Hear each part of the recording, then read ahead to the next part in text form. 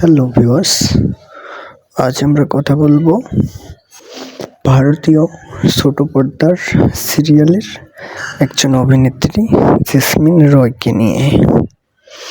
তার নাম হচ্ছে জেসমিন রয়। তাকে আমরা স্টার জলসার মায়ার বদন সিরিয়ালটির মাধ্যমে আমরা তাকে চিনি এবং আমরা তাকে জানি। এবার আসি নায়িকা জেসমিন রয়ের পরিচয় সম্পর্কে। আজ আমরা এবং আমাদের ভিডিওটি হচ্ছে নায়িকা জেসমিন রয়ের জীবন কাহিনী সম্পর্কে। নায়িকা জেসমিন রয় জন্মগ্রহণ করেন ভারতের দিল্লির একটি গ্রামে। তার আসল নাম হচ্ছে জেসমিন এবং ডাক নাম হচ্ছে রয়, জেসমিন রয়। এবার আসি জেসমিন রয়রা হচ্ছে দু বোন এক ভাই। জেসমিন রয় হচ্ছেন ছোট পর্দার একজন অভিনেত্রী। সে মীরা, মায়ার বাঁধন, স্টার জলসায় মীরা এবং জি বাংলায় স্টার জলসায় মায়ার বাঁধন এইসব নাটকে অভিনয় করে তাকে আমরা বেশ অনেকে চিনি এবং তাকে আমরা তার অভিনয় দর্শক জনপ্রিয়তা বেশ খুবই ভালো।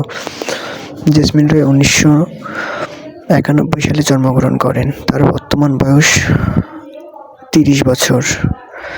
জেসমিন রয় খুবই ভালো একজন অ্যাক্টরস এবং খুবই ভালো একজন অভিনেত্রী। বন্ধুরা, আপনারা হয়তো অনেকেই জানেন না, জেসমিন রয় এখনও বিবাহ বন্ধনে আবদ্ধ হননি। তিনি একজন হিন্দু ধর্মাবলম্বীর মেয়ে। জেসমিন রয়ের ধর্ম হচ্ছে হিন্দু। এবার আসি জেসমিন রয়ের অভিনয় নিয়ে।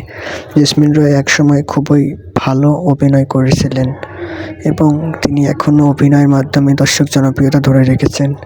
জেসমিন রয়কে যখন বলা হয় সিনেমা করানোর কথা, তখন জেসমিন রয় তেমন হার না কোনো কিছুই বলেন না এবং সাংবাদিকদের এক প্রশ্নের জবাবে জেসমিন রয় বলেছিলেন, আমি যদি ভালো কোনো অফার পাই এবং ভালো প্রডিউসার এবং ভালো পরিচালক পাই তাহলে আমি অবশ্যই সিনেমা করব।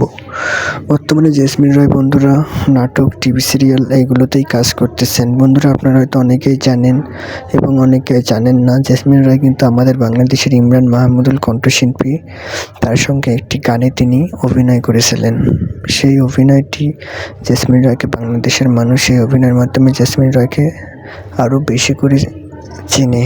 সেই গানটিতে ইমরান মাহমুদুলের সেই গানটিতে এবং অভিনয়ে প্রায় 10 মিলিয়নের উপর ভিউজ হয়ে গিয়েছিল এপার ওপার বাংলা মিলে।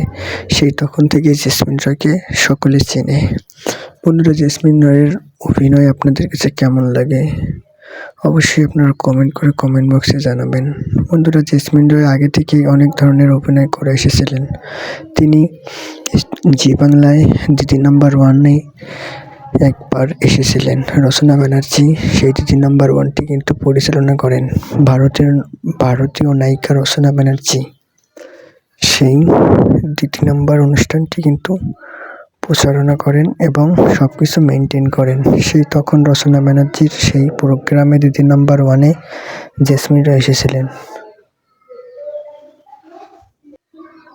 তিনি সেই তখন রচনা ব্যানার্জি তাকে বলেছিলেন যে জেসমিন রয়, তোমার অভিনয় আশায় এবং তোমার পারিবারিক সম্পর্কে আলোচনা করো এবং তুমি এই ক্যারিয়ারে আসা নিয়ে এবং তুমি এই ক্যারিয়ারে কীভাবে আসলে সব কিছু ডিটেলসে যদি বলতে তাহলে আমরা শুনতে পারতাম।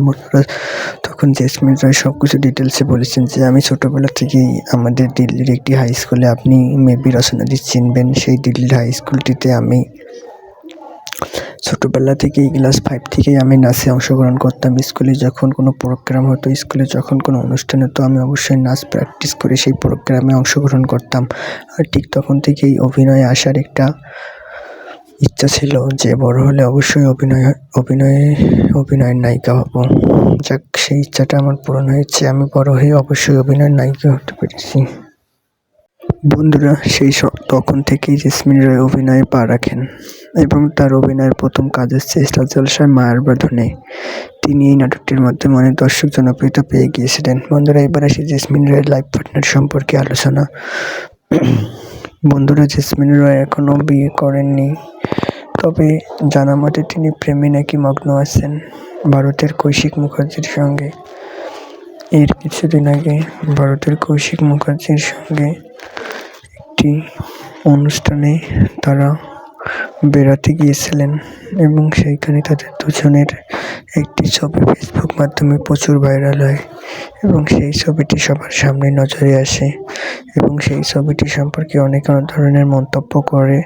তখন জেসমিন রায় লাইভে এসে এবং সাংবাদিকদের সেই সব প্রশ্নের জবাব দিয়ে দেন। তখন জেসমিন রায়কে প্রশ্ন করা হয়, আপনি যে কৌশিক মুখার্জির সঙ্গে এভাবে ছবি ছেড়েছেন ফেসবুকে আপনার পেজে, আসলে কি আপনার সঙ্গে ওনার কোনো সম্পর্ক আছে? তখন জেসমিন রায় বলেন, আপনারা আসলে গুজবে কেউ কান দেবেন না, আর সেই রকম যদি তার সাথে আমার সম্পর্ক থাকে তাহলে আপনারা অবশ্যই জানতে পারবেন। আর আমি এখনই কোনো কিছু বলতে চাচ্ছি না। যদি তার সাথে আমার সম্পর্ক হয়, যদি তার সঙ্গে আমি বিয়ের পিঁড়িতে আবদ্ধ হই, তাহলে আপনারা তো অবশ্যই জানতে পারবেন। সো এখনই আমি কোনো কিছু বলতে চাচ্ছি না, এখনই আমি কোনো কিছু ফাঁস করতে চাচ্ছি না এবং এখনই আমি কোনো কিছু মিডিয়ার সামনে নিয়ে আসতে চাচ্ছি না। বন্ধুরা, সাংবাদিকদের এমন প্রশ্নের জবাবে জেসমিন রায় এই কথা বলেছিলেন। সো বন্ধুরা, এবার আসি জেসমিন রায়ের পরিবার সম্পর্কে। জেসমিন রায়ের পরিবার খুব একটা সচ্ছল না। তিনি মধ্যবিত্ত ফ্যামিলি পরিবারের একটি মেয়ে, হিন্দু ধর্মের মেয়ে। তিনি মধ্যবিত্ত ফ্যামিলি থেকে উঠে এসেছিলেন। তার ক্যারিয়ারে তিনি প্রায় অনেক ধরনের নাটকে মেইন নায়িকার চরিত্রে অভিনয় করেছিলেন। তাকে কখনো সাইড নায়িকার চরিত্রে আমরা অভিনয় দেখিনি, তিনি মেইন নায়িকার চরিত্রে সবসময় অভিনয় করে গিয়েছিলেন। বন্ধুরা, জেসমিন রায় সবসময় ভালো কিছু নাটক এবং ভালো কিছু অভিনয় মানুষকে উপহার দেওয়ার চেষ্টা করেছিলেন। জেসমিন রায়ের অভিনয় আপনাদের যদি ভালো লাগে তাহলে আপনারা অবশ্যই একটা কমেন্ট করবেন আজকের এই ভিডিওতে। আর ভিডিওটি নতুন দর্শক যারা আছেন তারা অবশ্যই ভিডিওটি লাইক করে পাশে থাকা বেল আইকনটি বাজিয়ে দেবেন। বন্ধুরা, এরপর খনার বচনে জেসমিন রায় অভিনয় করেছিলেন ত্রিনয়নী।